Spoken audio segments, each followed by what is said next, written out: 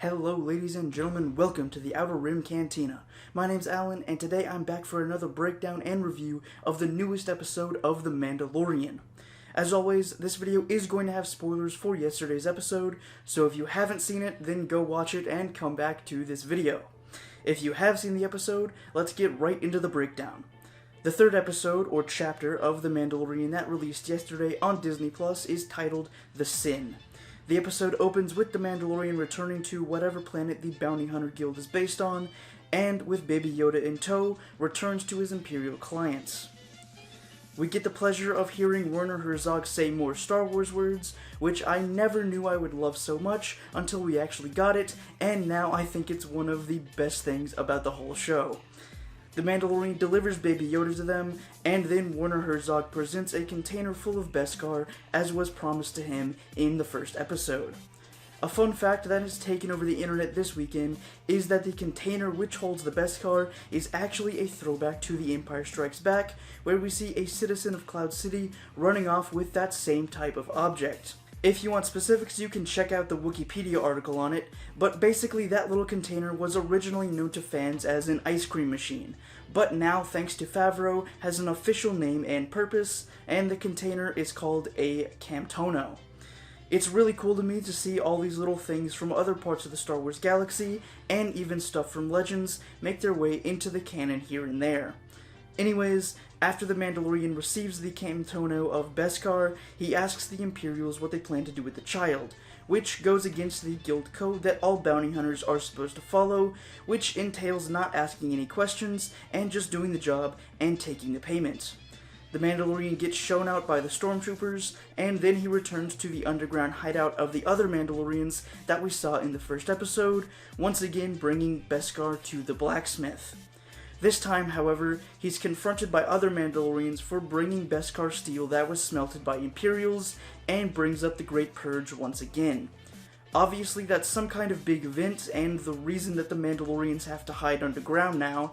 It might have something to do with what we're going to see in the Clone Wars Season 7 in February, since it's all about the Siege of Mandalore, and should lead right up to the events of Episode 3, so hopefully we'll see a little bit of the aftermath of Order 66, and how the Empire treats Mandalore, and, well, if not, then hopefully we'll be learning more about the Purge later on in the show, or in the second season of the show, which is already in production.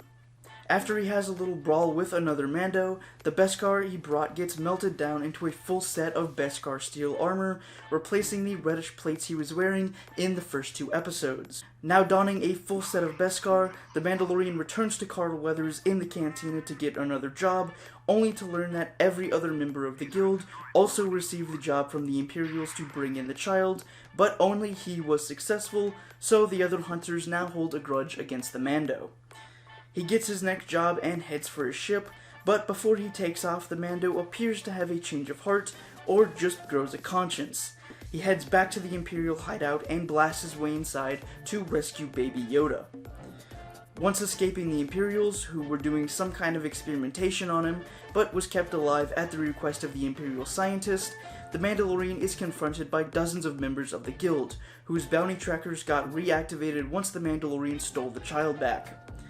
He attempts to fight off the other hunters, but eventually finds himself surrounded with no way out. Just when it appears like the Mandalorian is going to give up and hand the child over to the guild, a small force of Mandalorians fly in from the sky on jetpacks to help out our main character, which honestly that is something I never thought we would get to see in live action, just Mandalorians flying in from the sky on jetpacks and just start blasting people, but that's exactly what we got in this episode, and my god, it was beautiful. We get some really epic shots of the other Mandalorians fighting off the bounty hunters, while our main character makes his escape to his ship.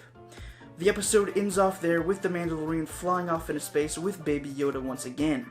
It'll be very interesting to see where things go from here, now that he's betrayed the Bounty Hunters Guild, but also gained the trust and respect of the other Mandalorians, hence why they came to help him in his time of need.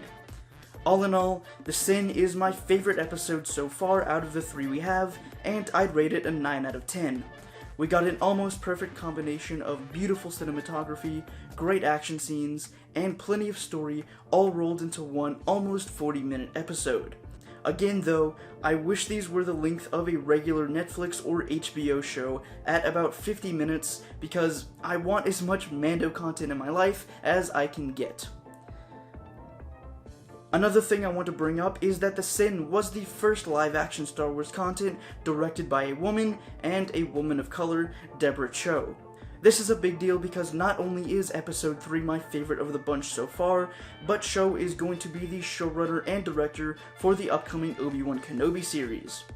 I was already excited for the show and the possibilities of what we could see in it, but now that I've actually gotten to see Chow's Star Wars work firsthand, I can already tell that she's going to do great things with the Kenobi series in the future. That's all I had to say about Chapter 3 of The Mandalorian. As always, I'd love to know what you think of the episode down in the comments.